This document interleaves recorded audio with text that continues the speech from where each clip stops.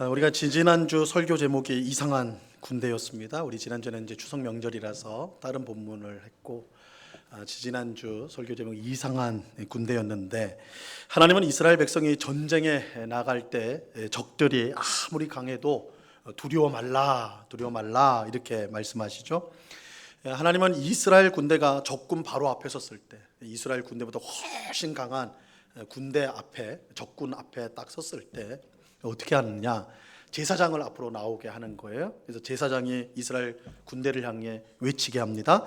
마음에 겁내지 말고, 두려워하지 말고, 떨지 말고, 놀라지 말라. 이렇게 명령, 이렇게 이제 말하도록 제사장들에게 그렇게 이제 명령을 하셨습니다. 정말 이상한 명령이죠. 우리보다 훨씬 강한 적군 앞에 서면 두려운 것이 당연한 거예요, 그죠? 두려워하지 마라. 아무리 외쳐도 두렵죠. 우리보다 훨씬 강한 적인데, 맞서 싸울 만한 대등한 존재면 몰라도 우리보다 압도적으로 전쟁을 하면 이건 질 게 뻔해요. 다 죽을 거예요. 그럼 당연히 두려운 마음이 들겠죠. 이때는 두려워하지 말라 그렇게 말할 것이 아니라, 우리보다 강한 적군을 어떻게 이길 수 있을지 그런 전략이나 전술을 알려줘야 되는 거예요, 그죠? 그게 정상적인 걸 거예요. 근데 두려워하지 마라 이렇게 말하는 거예요. 이상한 명령이죠. 근데 이상한 명령은 여기에 그치지 않았습니다. 하나님은 새로운 집을 건축하고 아직 그 집에 들어가서 살지 못한 사람들은 돌아가라. 그런 군사들은 돌아가라 그랬죠. 포도원을 만들어 놓고는 첫 열매를 아직 맛보지 못한 사람, 그 사람도 돌아가라.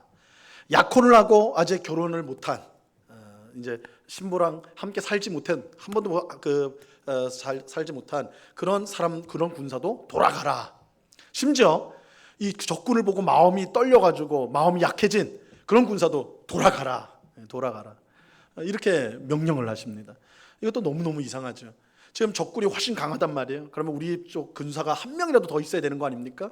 근데 별로 시덥지 않은 이유로 다 돌아가래요. 이거는 전쟁에서 이기고자 하는 마음이 없구나 이렇게 생각할 수밖에 없는 것이죠. 참으로 이상한 명령이고 참으로 이상한 군대입니다. 근데 이렇게 이상한 명령, 이상한 군대에 한 가지 요소를 더하면 전혀 이상하지가 않게 됩니다. 이상하지 않아요. 그 한 가지 요소가 뭐냐? 강한 용사이신 하나님이에요. 강한 용사이신 하나님.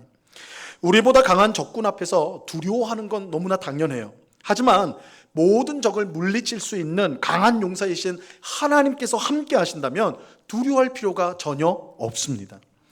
군사의 숫자가 적으면 전쟁에서 패할 수밖에 없는 거 당연하지요. 하지만 모든 적을 홀로 물리칠 수 있는 강한 용사이신 하나님이 함께 하신다면 군사의 숫자는 문제가 되지 않습니다. 아무리 적은 군사라도 강한 용사이신 하나님이 함께 하신다면 100만 대군도 모래성처럼 아주 순식간에 무너져 버릴 것이기 때문입니다. 세상의 기준으로 볼 때 이스라엘 군대는 분명 이상한 군대죠. 절대 승리할 수 없는 군대예요. 하지만 이스라엘 군대는 세상에서 가장 강한 군대입니다. 강한 용사이신 하나님께서 함께 하시는 군대이기 때문입니다. 이스라엘 군대의 힘은 훌륭한 지휘관이나 최첨단 무기나 군사들의 용맹이 아니라 하나님께 있어요. 이스라엘 군대는 하나님과 함께 할 때 모든 적을 물리칠 수 있는 최강의 군대가 되는 것입니다.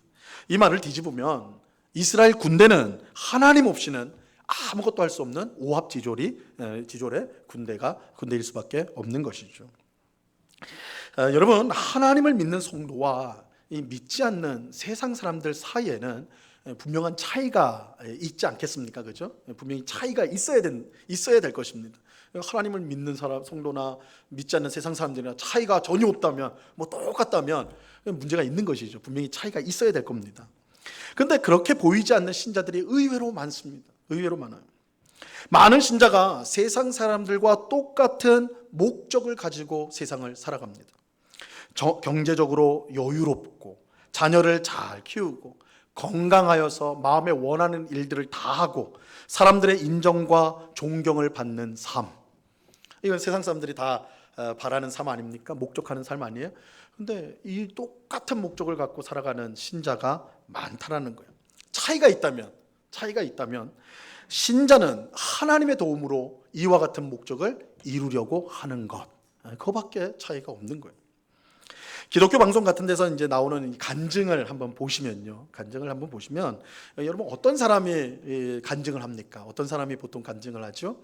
세상 사람들이 원하는 것을 하나님의 도움을 받아서 이뤄낸 사람들이 간증을 합니다. 한번 잘 들어보세요. 하나님께 기도했더니, 그죠? 내 모든 것을 하나님께 바쳤더니, 하나님 앞에 헌신하고 봉사하였더니 하나님이 나한테 많은 돈을 주셨다. 그죠? 또 병에서 낫게 해주셨다. 또 사람들 가운데 유명하게 해주셨다. 뭐 이런 간증 아닙니까? 그러니 세상 사람들이 볼 때 우리 성도들은 같은 목적지를 향해 가되, 그러니까 세상 사람들이나 그리스도인이나 다르잖아요. 같은 목적지를 향해 가는데, 예수 신자는 뭐가 좀 차이가 있냐면 지름길 하나 정도를 아는 거예요. 그죠? 하나님의 도우심을 받으니까. 세상 사람들은 자기 힘으로 간다면, 우리 하나님 믿는 사람들은 하나님의 도움이 지름길 하나 가서 가는. 그러나 목적지는 똑같은. 세상 사람들이 볼 때 우리가 그렇게 보인단 말이에요. 상황이 이렇다 보니까 신자들이 하나님을 바라보는 것이 아니라 자꾸만 옆에 있는 사람들을 봐요. 옆에 있는 사람들을 봐요. 하나님을 믿는 내가 저 사람보다는 나아야 되는데, 나는 하나님이 도와주시니까 저 믿지 않는 저 사람보다는 내가 더 나은 삶을 살아야 되는 거 아닌가, 그죠? 그래서 계속 자꾸만 옆에만 봐요. 옆에 사람을 봐요. 하나님 보지 않고 사람을 쳐다봐요. 세상 사람이 나보다 더 잘 사는 걸 보면 뭐 분노가 일어나요. 분노가. 누구를 향한? 하나님을 향한 분노예요.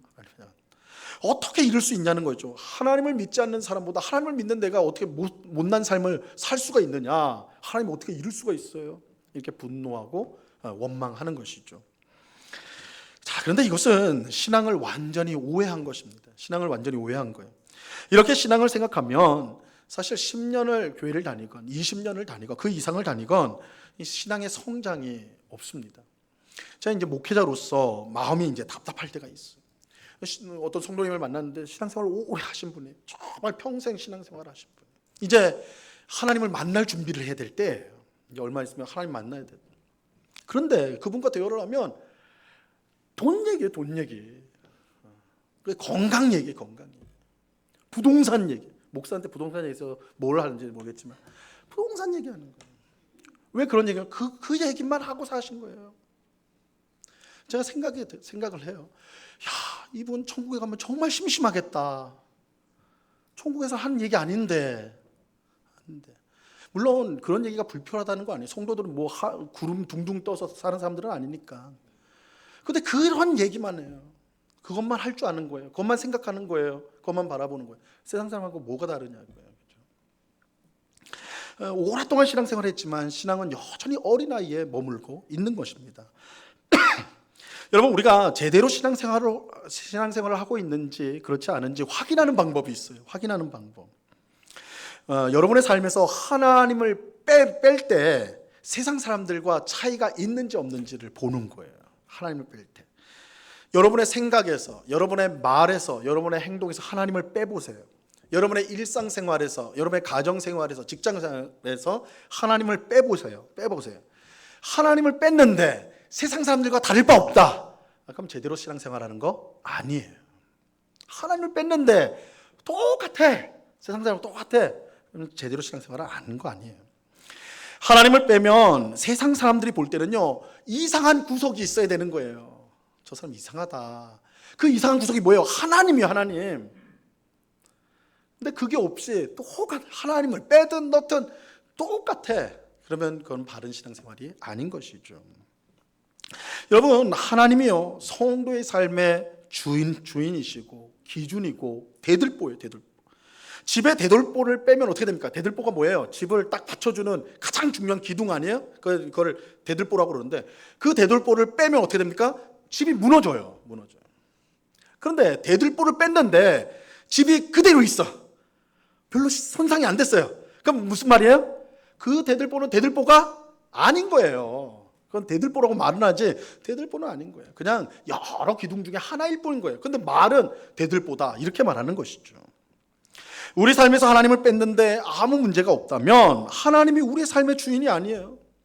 혹 우리가 하나님을 주님이라고 부르고 또한 나의 모든 것이라고 찬송하고 나의 구원자라고 기도한다 할지라도 사실은 집의 대들보가 아니라 있으나 마나한 하나의 기둥에 불과한 것이죠. 이스라엘 군대가 하나님이 없다면 세상 사람들 눈에는 이상한 군대일 수밖에 없는 것처럼 성도의 삶도 하나님이 없다면 이상해 보이는 것이 마땅한 거라고요. 우리 삶 속에 하나님을 빼버렸을 때 내 삶이 너무 지극히 똑같다. 문제가 있는 거예요. 그죠? 대들보가 빼졌는데도 집이 그대로 서 있다. 내 인생이 그대로 서 있다. 문제인 것이죠. 하나님을 믿는다는 것은 하나님을 우리의 삶의 주인으로 모시는 것입니다. 그렇다면 우리의 삶은 하나님을 믿지 않는 세상 사람들과 다를 수밖에 없어요. 하나님을 믿는다고 하면서도 삶의 목적이 세상 사람들과 같다면 우리는 하나님을 믿는 것이 아니라, 죄송한 말씀이지만 하나님을 이용하는 것이죠. 세상 사람들과 같은 목적을 향해 가는데 하나님이라는 지름길을 이용하는 것일 뿐이에요. 히브리서 11장 38절에 보면 성도가 어떤 사람인지에 대해 아주 인상 깊은 표현이 나오는데요. 뭐라고 하냐면, 성도는 어떤 사람이냐? 이런 사람은 세상이 감당하지 못하느니라. 이런 성도는 어떤 사람이에요? 세상이 감당하지 못하는 사람이에요. 세상은 하나님을 믿는 성도들을 이상한 사람들로 봅니다. 하지만 사실은 성도들이 이상한 것이 아니라 하나님을 모르는 세상 사람들이 이상한 거예요. 성도는 세상 사람들의 삶의 목적을 따라 살지 않습니다. 하나님이 사람에게 주신 삶의 목적을 따라 살아갑니다. 그렇게 세상은 성도를 감당할 수가 없는 거예요. 이상한 거예요.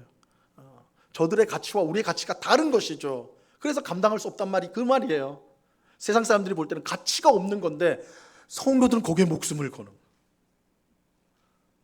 이게 감당할 수 없는 사람. 그런데 이 문제는 너무 똑같아져 버려가지고 똑같은 것에 목숨을 걸고 하다 보니까 예수 믿는 사람이나 아니나 구별이 안 되는 거죠. 자, 이런 점에서 성도는요, 세상을 살면서 항상 불편합니다. 불편해. 세상의 방식과 다른 삶의 방식을 살기 때문에 이런 불편은 성도가 천국에 들어갈 때 이제 없어지는 거예요. 만약 이 세상이 너무 편하고 좋기만 한다면 난 이 세상이 천국 같은데, 난 너무 행복한데, 그런 사람은 사실 자신의 신앙을 점검해 보셔야 돼요. 편할 수가 없어요. 항상 불편한 감이 있을 수밖에 없는 거예요. 다 다르기 때문에 그래요. 삶의 방식이 다르기 때문에. 하나님을 믿는 사람이 믿지 않는 세상 사람들과 같을 수가 없는 겁니다.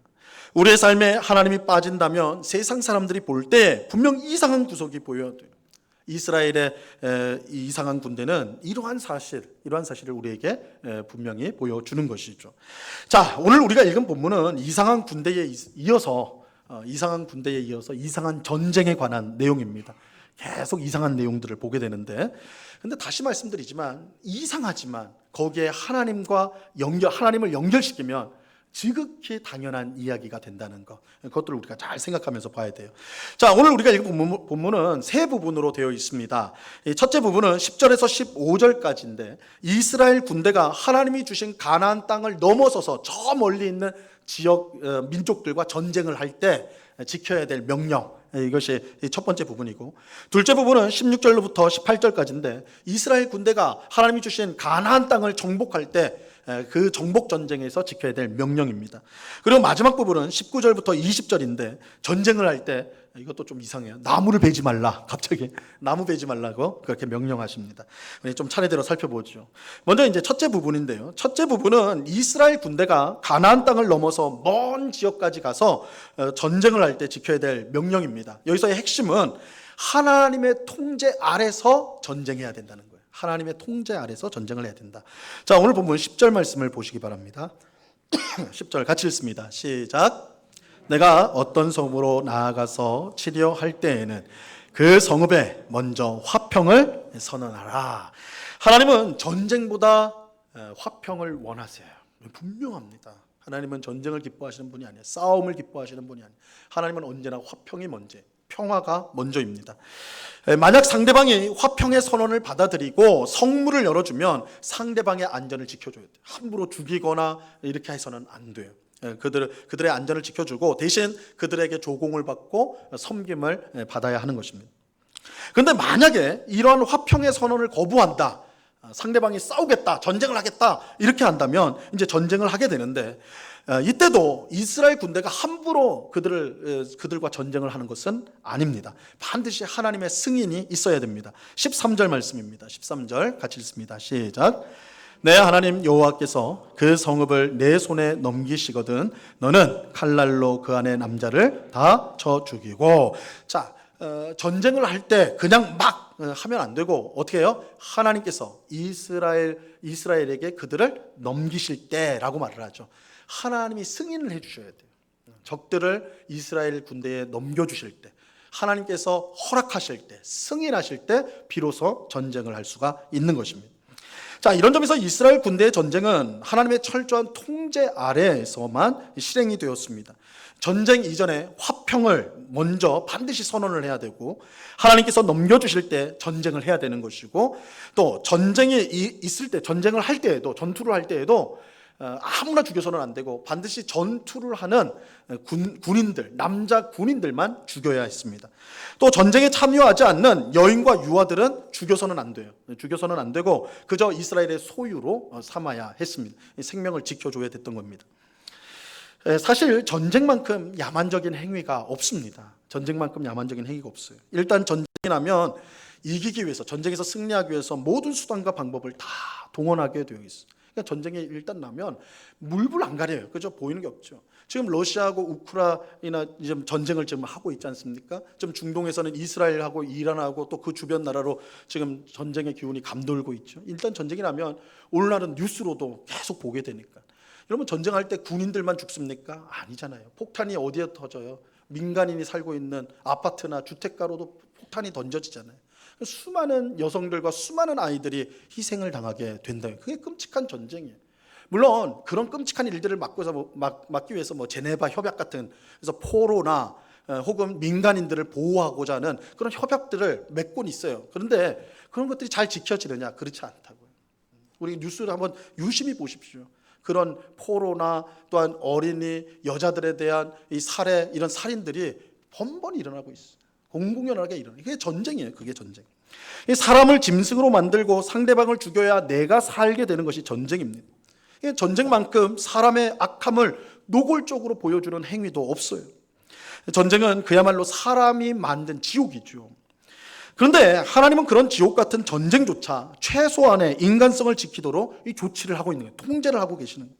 전쟁 전에 화평을 선언하고 오직 하나님의 허락 안에서만 전쟁이 가능하게 하시고, 전쟁에 참여한 남자만 죽일 수가 있고 전쟁과 무관한 여자들과 유아들은 생명을 건드리지 못하도록 그렇게 조치를 하신 거예요. 이것은 인권의식이 희박했던 고대 사회는 물론이고 인권의식이 많이 발전한 현대의 관점에서 볼 때도 참으로 놀라운 내용이 아닐 수가 없는 것이죠. 굉장히 앞선 인권, 굉장히 사람을 보호하는 이제 명령이라고 할 수가 있는 것입니다. 이스라엘 군대가 하나님과 함께하지 않는다면 이해할 수 없는 이상한 내용이죠. 고대 사회 사람들이 생각할 때는 이상하다 이렇게 되는 것이죠. 그러나 거기에 하나님이, 사랑의 하나님, 은혜의 하나님이 연결이 되면 이해할 수가 있는 내용이 되는 것입니다. 자, 이것은 오늘 본문의 둘째 부분도 마찬가지예요. 자, 오늘 본문의 둘째 부분은 이스라엘 군대가 가나안 땅을 정복하는 것과 관련이 있습니다. 앞부분은 가나안 땅 너머에 먼 지역에 있는 나라들과 싸울 때고, 이거는 가나안 땅 아니에요. 가나안 민족들과의 전쟁이에요. 자, 이 경우 하나님은 가나안 모든 민족을 한 명도 남김없이 다 죽이라고 명령하십니다. 자, 오늘 보면 16절 말씀 보시기 바랍니다. 16절 같이 읽습니다. 시작. 오직 내 하나님 여호와께서 내게 기업으로 주시는 이 민족들의 성읍에서는 호흡 있는 자를 하나도 살리지 말지니. 여러분, 이 명령은 굉장히 끔찍한 명령입니다.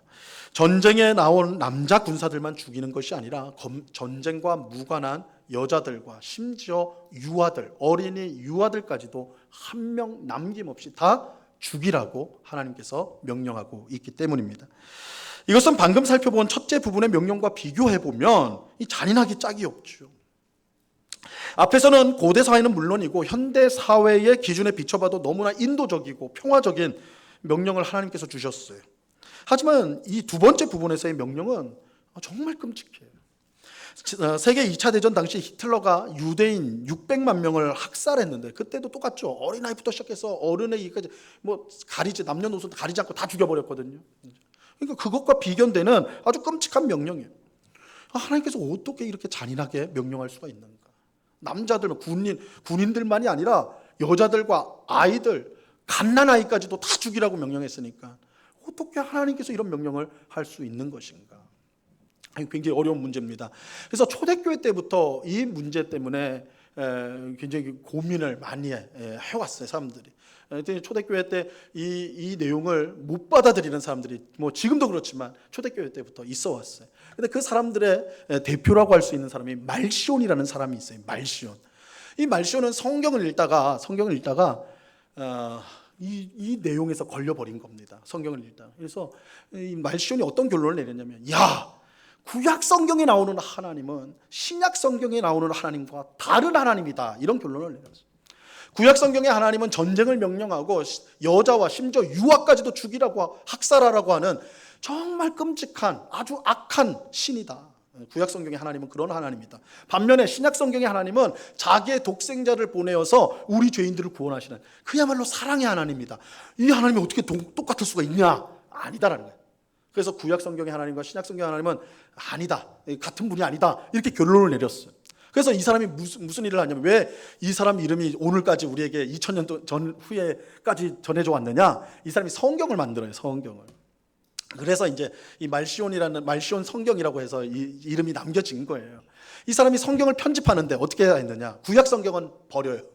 이건 우리가 믿는 하나님이 아니야 해서 아예 통째로 버려버립니다. 구약 성경은 통째로 버리고, 신약 성경에서도, 여러분 신약 성경에서도 심판에 대한 내용이 있습니다. 그죠? 심판의 내용이 있어요. 그거 다 잘라버리는 거예요. 하나님은 심판하는 분 아니야. 하나님은 사랑의 하나님이야.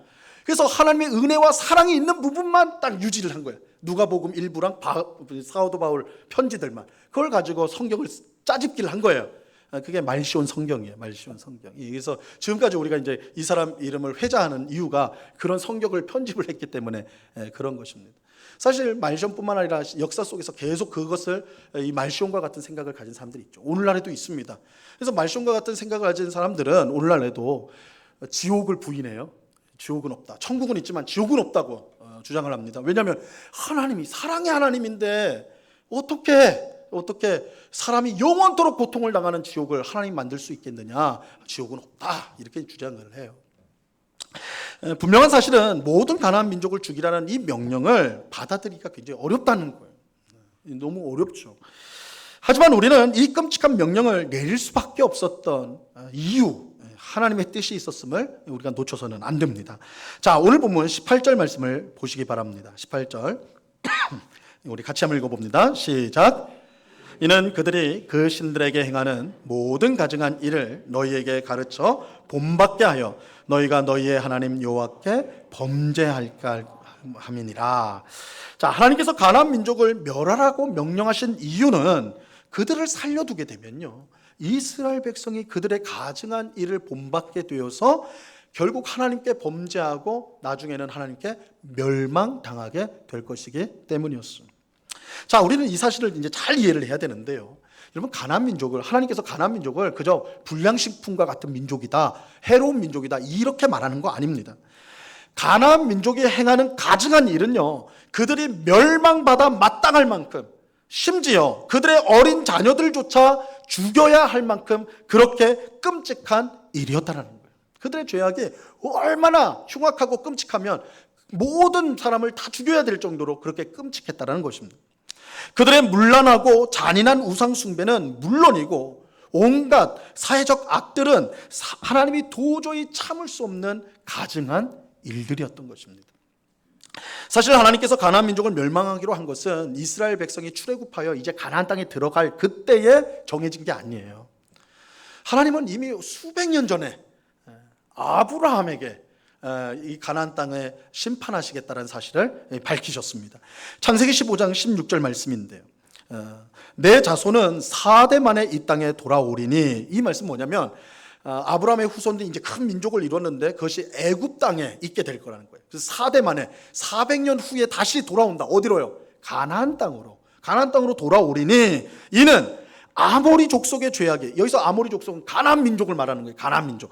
가나안 민족의 죄악이 아직 가득 차지 아니함이니라, 이렇게 말하고 있는 거예요. 여기서 이제 하나님은 출애굽 사건이 있기 수백 년 전부터 가나안 땅에 죄가 차오르고 있는 것을 계속해서 보고 계셨던 거예요. 이미 아브람 때부터 이 가나안 민족들이 짓는 죄악들이, 그 죄들이 층층이 계속 쌓여가는 것을 하나님은 계속해서 보고 계셨어요. 여기서 죄가 차오르는 것을 보고 계셨다는 것은 심판을 기다리셨다는 뜻이 아니라 너희들 조금만 더 해봐, 내가 너희들 멸망시킬 거야, 이게 아니라, 여러분, 성경에서 하나님의 기다림은 언제나 그들이 회개하고 돌아오기를 기다리시는 거예요. 하나님은 언제나 죄인이 회개하고 돌아오기를 기다리세요. 이 경우도 마찬가지예요. 가나안 민족들이 너무나 악한 죄인들이고 악한 자들이지만 하나님이 수백 년을 기다리셨어요. 그 이유는 그들이 돌아오기를 그만큼 간절히 기다리는 거예요. 하지만 그들은 회개하기는커녕 계속해서 죄를 가득 채웠고 결국 하나님의 인내 선을 넘어가 버린 것이죠. 그래서 하나님은 이스라엘 백성을 통해서 이 가나안 민족들을 심판하신 것입니다. 그만큼 가나안 민족의 죄가 크다는 것입니다. 문제는 이스라엘 백성이 가나안 민족을 살려둘 때에 그들도 똑같이 될 수밖에 없다는 거예요. 그래서 하나님은 가나안 민족을 멸하라고 명령하시는 것입니다. 이스라엘 백성이요, 나중에 결국은 이 하나님의 말씀에 순종을 못합니다. 여호수아서 사사기를 보시면 이스라엘 백성들이 가나안 민족을 다 쫓아내지 못해요. 살려둬요. 그 결과가 무엇입니까? 하나님 말씀 그대로 됐어요. 이스라엘 백성이 가나안 민족화가 돼버렸어요. 그들이 범하는 우상 숭배에 함께 빠지게 되었고, 더러운 사회적인 악들, 이웃을 압제하고 막 이런 더러운 죄들을 그들도 똑같이 짓게 되었습니다. 그 결과가 무엇입니까? 아수르와 바벨론에 의해서 이스라엘이 멸망당한 것이죠. 똑같이 멸망당해요, 이스라엘. 그러니까 오늘 말씀이 사실은 그대로 이루어진 것이죠. 가나안 민족을 하나 남김없이 멸하라는 명령은 분명 이해할 수 없는 이상한 명령이죠. 무서운 명령이고 이상한 명령이에요. 하지만 하나님의 관점에서 보면 우리가 순종해야 될 당연한 말씀으로 우리가 볼 수가 있는 것입니다. 이것은 가나안 민족이 저질러 왔던 모든 악에 대한 공의의 심판이면서 하나님의 백성이 똑같은 심판을 받지 않도록 보호하기 위한 명령이었던 것입니다. 자, 이제 마지막으로 오늘 본문의 셋째 부분을 볼 텐데, 이 전쟁을 할 때 나무를 함부로 베지 말라고 명령하십니다. 자, 19절 말씀 같이 한번 읽어봅니다. 시작. 어떤 성읍을 오랫동안 에워싸고 그 성읍을 쳐서 때도 도끼를 둘러 그곳의 나무를 찍어내지 말라.